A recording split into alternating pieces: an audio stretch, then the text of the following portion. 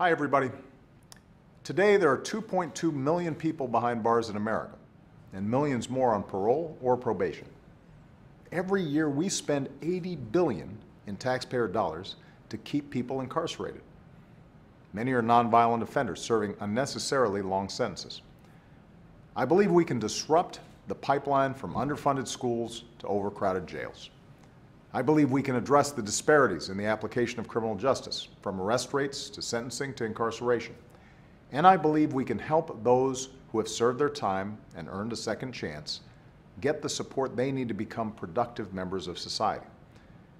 That's why over the course of this year, I've been talking to folks around the country about reforming our criminal justice system to make it smarter, fairer, and more effective.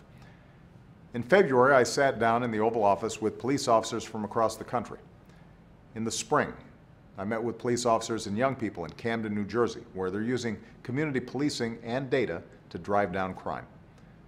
Over the summer, I visited a prison in Oklahoma to talk with inmates and correction officers about rehabilitating prisoners and preventing more people from ending up there in the first place. 2 weeks ago, I visited West Virginia to meet with families battling prescription drug and heroin abuse, as well as people who are working on new solutions for treatment and rehabilitation. Last week, I traveled to Chicago to thank police chiefs from across the country for all that their officers do to protect Americans, to make sure they get the resources they need to get the job done, and to call for common sense gun safety reforms that would make officers and their communities safer. We know that having millions of people in the criminal justice system without any ability to find a job after release is unsustainable. It's bad for communities, and it's bad for our economy. So on Monday, I'll travel to Newark, New Jersey to highlight efforts to help Americans who've paid their debt to society reintegrate back into their communities.